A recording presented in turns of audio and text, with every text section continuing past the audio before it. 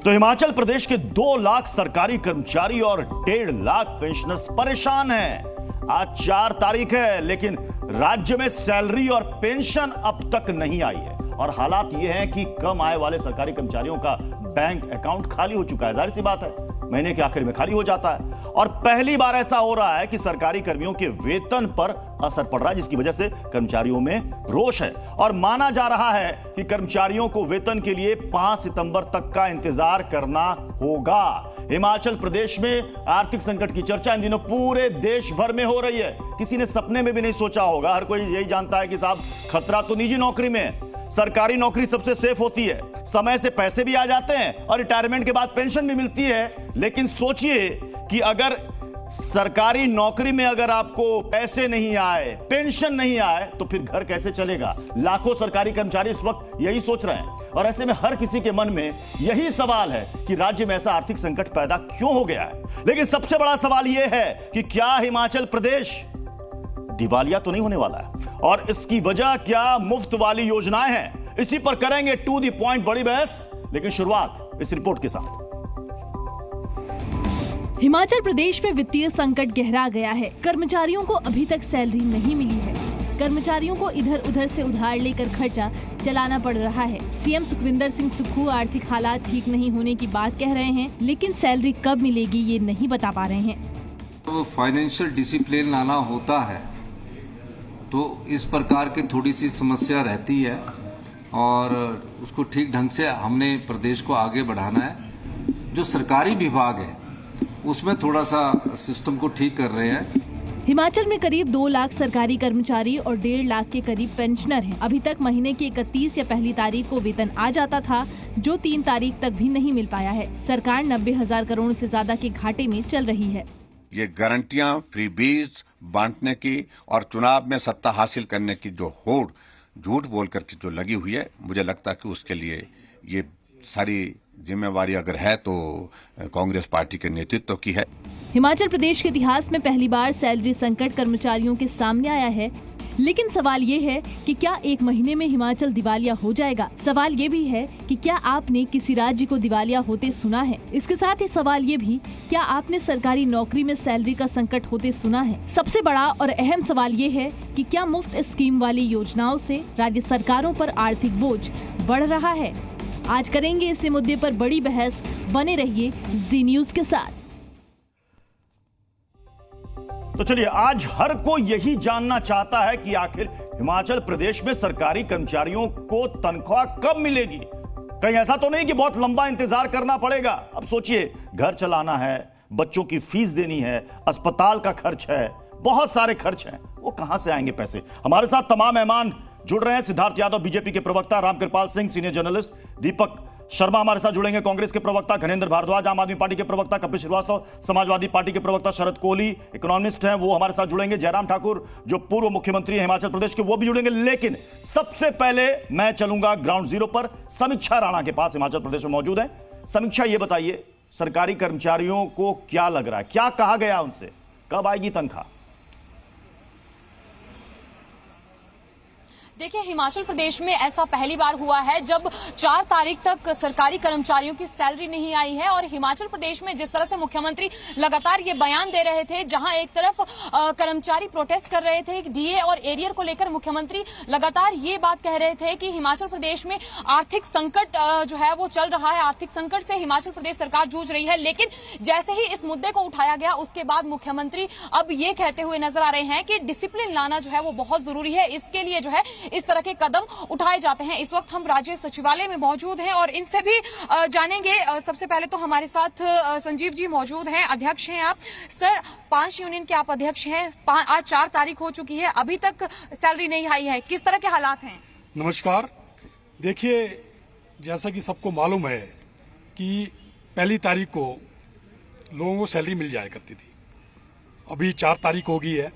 लेकिन मेरा ये मानना है कि अगर ये परिस्थितियां थी कि सरकार सैलरी देने के उसमें नहीं थी, परिस्थिति में नहीं थी, तो सरकार को चाहिए था कि हमें 2-3 दिन पहले बता देते कि देखिए आप लोगों को सैलरी थोड़ा में इसमें थोड़ा विलम्ब हो जाएगा, तो हम उस तरह से अपना वो कर देते, इंतजाम कर लेते। अब कईयों को 1 तारीख को मकान मालिक आ जाता है कि मुझे किराया दो, दूध वाला आ जाता है, राशन वाला आ जाता है, बच्चों की फीस देनी होती है, और तो और EMI कट जाती है। दूसरा मेरे मन में जो सवाल है वो ये है कि जब घर में भी कई बार आर्थिक स्थिति खराब हो जाती है तो क्या करता घर का मुखिया? वो अपने परिवार वालों को बिठा के कहता है कि देखिए घर की स्थिति कुछ खराब हो गई है, अब 2 रोटी की जगह में 1 खानी पड़ेगी। यानी कि वो अपने परिवार वालों को कॉन्फिडेंस में लेता है। यहाँ पे भी मैं समझता हूँ माननीय मुख्यमंत्री को चाहिए था कि हमें बुलाते, क्योंकि सैलरी तो हमें देनी थी, हमें बुलाते कि देखिए ये आर्थिक स्थिति खराब हो गई है, कुछ हमें जो इंतजार करना पड़ेगा, लेकिन वो भी नहीं हुआ। सर, मैं आपसे भी जानना चाहूंगी कि आखिरकार क्यों ऐसा हुआ कि हिमाचल प्रदेश में अभी तक कर्मचारियों को सैलरी नहीं मिली? क्या लगता है कारण क्या है? देखिए, इसका कारण तो सरकार ही जान सकती है। जैसा कि अभी अध्यक्ष महोदय ने कहा, अगर सरकार की या प्रदेश की ऐसी परिस्थिति की आर्थिक कोई संकट था तो प्रशासन को चाहिए था कि कम से कम वो 10 दिन पहले। समीक्षा में आपके पास आऊंगा। इस वक्त हिमाचल प्रदेश के पूर्व मुख्यमंत्री जयराम ठाकुर जी हमारे साथ इस वक्त जुड़ चुके हैं। जयराम ठाकुर जी, स्वागत है आपका। जयराम ठाकुर जी, इस हालात के लिए जिम्मेदार कौन है? क्योंकि सुखविंदर सिक्खू ये कह रहे हैं कि ये कर्ज तो हमें आपसे विरासत में मिली है।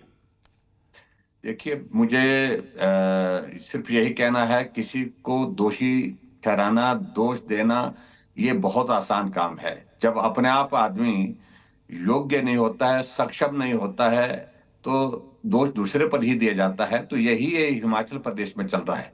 हिमाचल में कांग्रेस की सरकार है, और कांग्रेस की सरकार होने का मतलब क्या उनका दायित्व नहीं बनता है? हम भी सत्ता में रहे, 5 वर्ष रहे, क्राइसिस उस वक्त भी थे, लेकिन फाइनेंशियल मैनेजमेंट बेहतर ढंग से करने की हमने कोशिश की, और कभी भी हमें दिक्कत नहीं आई।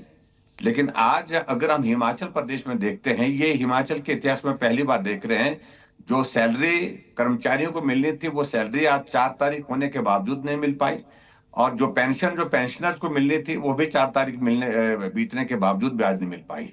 तो इसके लिए किसी और को दोष देने का कोई औचित्य नहीं है, कोई अर्थ नहीं है। केंद्र सरकार को दोषी देते हैं और मुझे दोषी देते हैं, मोदी जी को और जयराम को, दोनों को दोष देने का कोई मतलब नहीं बनता है। आप प्रदेश को चला रहे हैं, प्रदेश में सरकार कांग्रेस की है, मुख्यमंत्री जी को जिसकी नैतिक जिम्मेवारी लेनी चाहिए, ये मेरी जिम्मेवारी है, और ऐसे में मुझे लगता है कि दाएं बाएं करने से कोई मतलब नहीं पड़ता है। जयराम जी, आपको क्या समझ में आता है? इसकी प्रमुख वजह क्या है? क्या फ्रीबीज, ऐसी घोषणाएं जिसकी वजह से सरकारी खजाने पर अतिरिक्त बोझ पड़ा, या कुछ और है?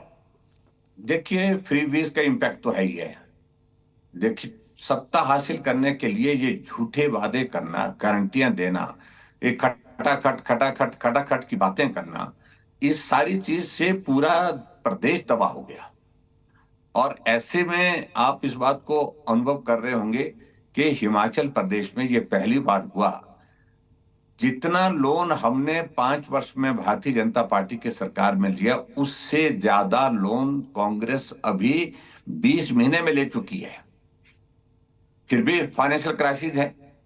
हमने कभी एक बार भी जो लिमिट स्टेट की जो लोन लेने की थी उसको टच नहीं किया, उससे कम ही लोन लिया। ये 4 बार अभी तक जो है लोन लिमिट को बढ़ा चुके हैं। अब इनके पास और कोई रास्ता नहीं है, और ऐसे में केंद्र सरकार को दोष देना मुझे लगता है कि बिल्कुल गलत है ये, क्योंकि केंद्र जो रेवेन्यू डेफिसिट ग्रांट की जो किस्त जारी करती है वो समय पर जारी कर रही है, और इसके अलावा केंद्र के जो स्टेट को फंडिंग करने के जो प्रोविजन जिन मदों में है, तो वो सारी फंडिंग जो है स्टेट को बिल्कुल बिना रुके आ रही है, इसमें कोई दो राय नहीं है। लेकिन आखिरकार स्टेट के अंदर आप 6 सीपीएस बना करके बैठे हैं। आप सीपीएस की कुर्सी बचाने के लिए करोड़ों रुपए हिमाचल प्रदेश में वकीलों को दे चुके हैं। आप हिमाचल प्रदेश में जो भी चेयरमैन बना रहे हैं कैबिनेट रैंक के साथ बना रहे हैं। आप हिमाचल भवन चंडीगढ़ में बनाने की योजना 150 करोड़ की लागत से बना रहे हैं। आप और भी बहुत सारी चीजों को लेकर के जो आपने वादे किए हैं कि 1500 रुपए प्रति महिला जो है वो जो 18 से 60 साल की महिला उनके खाते में आएंगे, कैबिनेट की बैठक में पहली बैठक में आएंगे। ये तमाम जयराम रमेश जी, माफ कीजिएगा, जयराम ठाकुर जी, फ्रीबीज की अगर बात होती है तो फ्रीबीज तो लगभग सभी पॉलिटिकल पार्टियां चुनाव के समय ऐलान करती है, कई जगह चलती भी है। अब लाडली योजना आपकी मध्य प्रदेश में, मुफ्त गैस सिलेंडर है, कई जगह बेरोजगारी भत्ता है, महिलाओं को 1500 रुपए, तो कई राज्यों में। और जहां तक बात हुई ओपीएस की, ये तो 5 स्टेट में ये चालू है। क्या 5 स्टेट दिवालिया होने की कगार पर हैं? ऐसा तो नहीं है। नहीं, देखो, मैं एक बात कहना चाह रहा हूं कि जहां प्रदेश की स्थिति आर्थिक रूप से जो है वो मजबूत है, वो खराब नहीं है, तो वहां पर निर्णय करने में कोई कठिनाई भी नहीं है। और लेकिन उसके बाद जिस तरह के निर्णय, जहां प्रदेश की आर्थिक स्थिति खराब है, वहां इस प्रकार के निर्णय करना ये बिल्कुल भी उचित नहीं है। सिर्फ सत्ता को हासिल करने के लिए उन्होंने झूठे वादे किए और उसमें सिर्फ ओपीएस लागू करने की बात तो की, और ओपीएस का तो भाई साहब अभी तक इम्पैक्ट ही नहीं आया। फाइनेंशियल इम्प्लीकेशन ओपीएस की 2027 के बाद आएगी। अभी तो जो इंटरनल इनकी जो फाइनेंशियल कंडीशन है, उसकी वजह से सारा क्राइसिस पैदा हुआ पड़ा है, और जिसके कारण ये सवाल इस वक्त देश भर में घूम रहा है जयराम जी कि हिमाचल प्रदेश दिवालिया होने वाला है। आपको भी लग रहा है? क्या वाकई में किसी स्टेट की ऐसी हालत हो सकती है, दिवालिया हो जाए, बहुत दुख के साथ कर्मचारियों को देने के लिए पैसे ना हो? निश्चित रूप से मुझे भी बहुत दुख लग रहा है ये सारा सुन करके। ये हिमाचल प्रदेश के संदर्भ में जब हम ये बात कर रहे हैं, तो ये हमारे लिए चिंता का विषय है, सभी हिमाचल वासियों के लिए। अब ये बताइए सर कि अब इसका विकल्प क्या है? कैसे भरपाई होगी इसकी? क्योंकि सरकारी कर्मचारियों को आपको तो तनख्वाह तो देनी पड़ेगी। अब पेंशनर्स की आप पेंशन रोक नहीं सकते।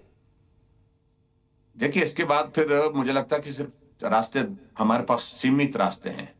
स्टेट का रेवेन्यू जनरेट करने के लिए कुछ सख्त कदम उठाने पड़ेंगे, और सख्त कदम उठाने के साथ साथ में स्टेट के अंदर जो कांग्रेस की सरकार जो जिस तरह से लेविशली सारी चीजों को लेकर के खर्च कर रही है, उन पर रोक लगानी पड़ेगी, सख्त फैसले करने पड़ेंगे।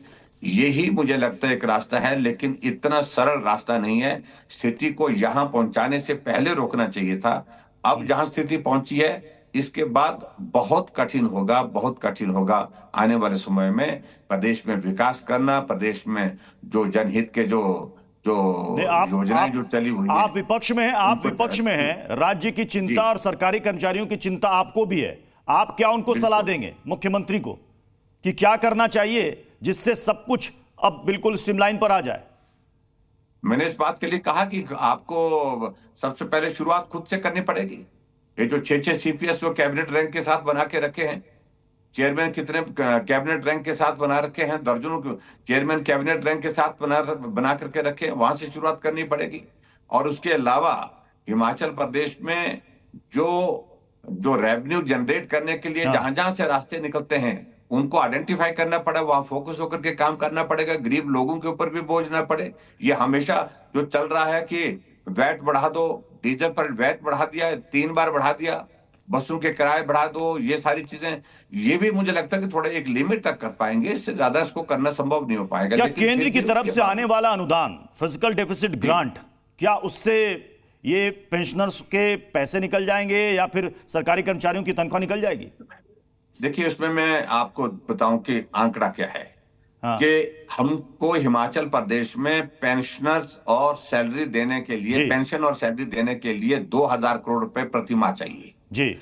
और 2000 करोड़ रुपए जो चाहिए, उसमें से 1200 करोड़ रुपए जो है जाता है सैलरी पर, 800 करोड़ जाता है पेंशन पर। और रेवेन्यू डेफिसिट ग्रांट जो है हिमाचल प्रदेश को मुझे लगता है कि 6 तारीख को मिलने वाली है, और वो 6 तारीख को जो मिलेगी तो वो 550 करोड़ के लगभग मिलेगी।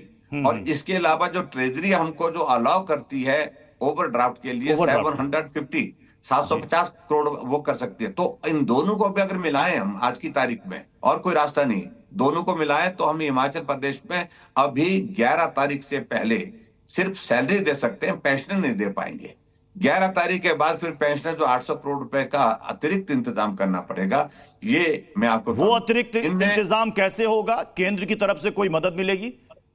नहीं, केंद्र के सामने इनको अपना पक्ष रखना चाहिए। केंद्र को गाली दे करके पक्ष रखने का तरीका कोई नहीं बनता है। आप केंद्र को गाली देते रहे, मोदी जी को गाली देते हैं, बेवजह गाली देते रहे। प्रदेश की आर्थिक स्थिति खराब आप लोगों ने की, और उसके बावजूद जिम्मेवारी जयराम को दे, इसकी गालियां मोदी जी को देते रहे। ये कोई औचित्य बनता है? ये कोई तरीका नहीं बनता है। अगर इनको केंद्र से मदद चाहिए, इनको सीधी बात करनी चाहिए। लेकिन सर, किसी राज्य में अगर किसी राज्य में दिवालिया होने का संकट गहरा गया है और वहां के कर्मचारियों को देने के लिए पैसे नहीं है, तो केंद्र ऐसी स्थिति में आंख तो मूंदे नहीं रह सकता। नहीं, निश्चित रूप से केंद्र इसका संज्ञान लेगा और केंद्र के सामने अगर ठीक प्रकार से अपना ये पक्ष रखे तो निश्चित रूप से मुझे लगता है कि मदद भी मिलने की संभावना। आपके मुताबिक वर्तमान सरकार को अपनी कई योजनाओं में कटौती करने की जरूरत है? बिल्कुल, योजनाओं में कटौती तो खासतौर से जो फ्री बीज का जो उनने जो गारंटियों का जो जिक्र किया है, ये गारंटियां तो छोड़नी पड़ेंगी। गारंटी को पूरा करेंगे तो फिर सरकार की गारंटी नहीं रहेगी। ठीक, चलिए, बहुत बहुत शुक्रिया जयराम ठाकुर जी हमारे साथ जुड़ने के लिए, हमें समय देने के लिए। जयराम ठाकुर जी ने बताया कि हमारे पास भी कुछ सलाह है, बशर्ते कि उस सलाह पर अमल करे वर्तमान सरकार। मैं एक बार फिर से सीधे रुख करूंगा ग्राउंड जीरो का। समीक्षा हमारे साथ मौजूद है। समीक्षा, ये बताइए, कर्मचारियों को तो अब ये डर सता रहा होगा कि पता नहीं सैलरी कब मिलेगी, पेंशनर को पेंशन कब आएगी, घर में कितनी दिक्कत हो रही है, क्योंकि महीने के आखिर होते होते सबका अकाउंट खाली हो जाता है। घर कैसे चल रहा है इनका? देखिए, बिल्कुल इस वक्त राज्य सचिवालय में हम मौजूद हैं और कर्मचारी जो है वो किस कदर यहाँ पर खड़े हुए हैं जी मीडिया तक अपनी बात पहुंचाने के लिए, और ताकि सरकार तक इनकी बात, इनकी मांगे पहुंच सके। इस वक्त पूर्व पेंशनर हमारे साथ मौजूद हैं। सर, कितने साल तक आपने सेवाएं दी हैं और कब ऐसा हुआ है आपके साथ, और अब कितनी समस्याएं आपको आ रही हैं? जहां अपने ही नौकरी का टाइम बताता हूं, 40 साल तक हमने नौकरी की, 14 साल रिटायरमेंट हुए। 54 सालों में कोई भी ऐसा काला दिवस नहीं आया कि पहली तारीख को हमें सैलरी या पेंशन ना मिली हो। ये पहली बार ऐसा हुआ है। और हमारे पास तो इतने वृद्ध पेंशन है जो 85 और उसके ज्यादा है, कईयों के घुटने नहीं चलते, कई कार्डिक पेशेंट है, तरह तरह की बीमारियां। चलाने में कितनी मुश्किलें आपको आ रही हैं? मैम, वैसे हमारे को 1 तारीख को सैलरी मिल जाती थी, इस बार लेट होने की वजह से राशन का जो रेंट हम भर रहे हैं उसमें हमारे को बहुत दिक्कतें आ रही हैं।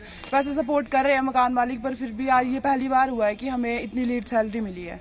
इस तरह से जब भी सैलरीज की बात आती है तो डीए और एरियर की बात आ रही थी, उस समय भी काफी मुख्यमंत्री की ओर से कोई आश्वासन मिला था। क्या कहा था मुख्यमंत्री ने? डीए और एरियर के लिए हमारे को माननीय मुख्यमंत्री महोदय ने ये कहा था कि जब हम मिले थे, वार्ता हुई थी, तो मुख्यमंत्री महोदय ने कहा था कि अभी वेतन देने के तक के पैसे नहीं है, आप ऐसा कीजिए, एक इंक्रीमेंट अपनी सरेंडर कर दीजिए। अब क्या उम्मीद कर रहे हैं आप सरकार से?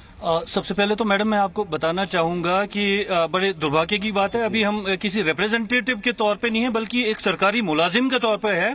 एक वित्तीय वर्ष की जब भी एंडिंग होती है, आपको जैसा कि पता है कि अगर वित्तीय वर्ष की एंडिंग में बैंकिंग के कुछ काम होते हैं तो उस दिन भी कर्मचारियों को एक दिन पहले ही दिमागी रूप से तैयार कर दिया जाता है कि फर्स्ट को आपको सैलरी नहीं मिलेगी और एक तैयारी पहले हो जाती है। परंतु जो अभी फाइनेंशियल स्थिति आई हुई है इसके लिए 1 साल पहले तैयारी करनी चाहिए थी, और अभी जो हमारी स्थिति है, हमारी स्थिति ऐसी है। सोशल मीडिया पर इस तरह की भी बातें चल रही है कि जहां एक तरफ प्राइवेट कर्मचारी की अगर बात करें, एम्प्लॉयज की बात करें, तो उनकी सैलरीज 8 और 10 को आती है, लेकिन कर्मचारी इतना क्यों कह रहे हैं कि 4 तारीख तक उनकी सैलरीज नहीं आ रही है? क्यों ऐसा लग रहा है आपको? हमारी ये तैयारी होती है कि पहले को तो सैलरी आ जाएगी, लेकिन सैलरी ना आने के कारण मेरा व्यक्तिगत जो अनुभव रहा, 2 तारीख को पूरी रात नींद नहीं आई। मेरी पत्नी घर में बीमार है और कभी भी फोन आ सकता था कि ज्यादा बीमार हूँ, लेकिन 2 तारीख को सैलरी ना आने के कारण फिर दूसरे दिन उधार लेना पड़ा। तब 1000 रुपया उधार लिया, तेल के पैसे नहीं थे अकाउंट में, केवल 473 रुपए बचे थे सैलरी के अकाउंट में।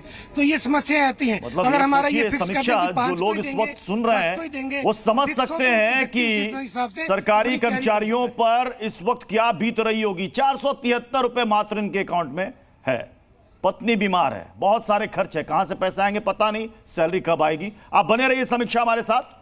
अब दर्शकों को यह भी समझाते हैं कि अगर मान लीजिए कि 100 रुपए हिमाचल प्रदेश में, वो किस किस मद में कहां कहां खर्च होते हैं। अब ये देखिए, 100 में से 26 रुपए चला जाता है वेतन में, 15 रुपए पेंशन में, 10 रुपए ब्याज में, 11 रुपए लोन रिपेमेंट में, और फिर लोक कल्याणकारी योजनाओं के लिए 29 रुपए और अन्य मद में 9 रुपए। अब आप सोचिए कि अगर हम बात करते हैं कि किसी राज्य में डेवलपमेंट में कितना सरकार खर्च कर रही है, तो ये पूरे आंकड़े आपके सामने हैं। अब इसमें देख लीजिए डेवलपमेंट पर इसमें कितना खर्च हो रहा है। अब आपको समझ में आ जाएगा कि आखिर 100 रुपए में से कितने पैसे आपके डेवलपमेंट पर खर्च हो रहे हैं। हमारे साथ खास मेहमानों का पैनल हमें ज्वाइन कर चुका है। मैं सबसे पहले दीपक शर्मा जी आपके पास आऊंगा।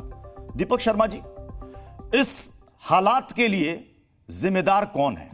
क्या फ्रीबीज योजनाएं आपकी स्कीम जिसको आपने लागू किया अतिरिक्त बोझ पड़ा, या फिर कुछ और?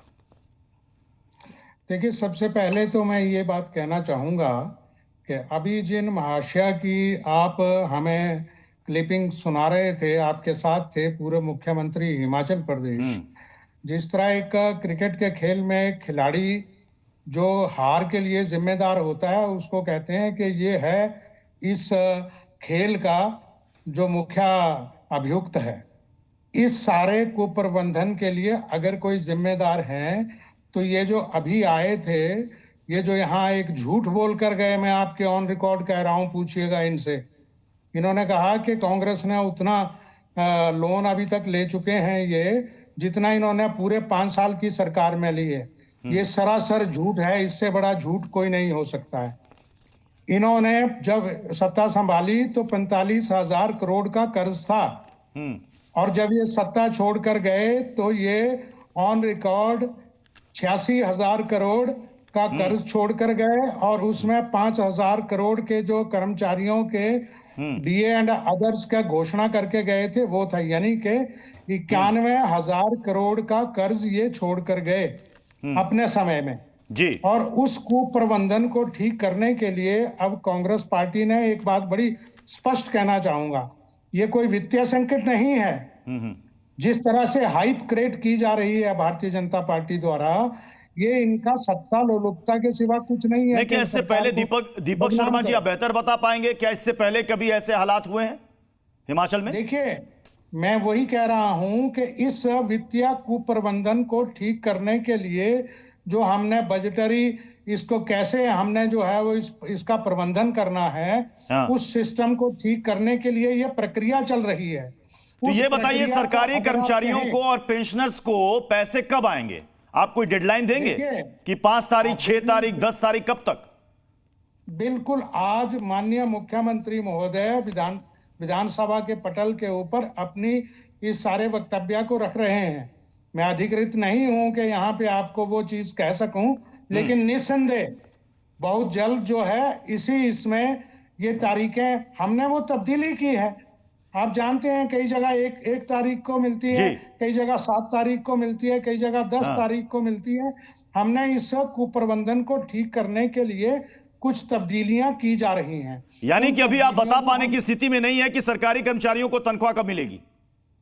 बहुत शीघ्र मिलेगी, और शीघ्र ही ये पता चल जाएगा। शीघ्र की भी तो कोई समय सीमा होती है सर।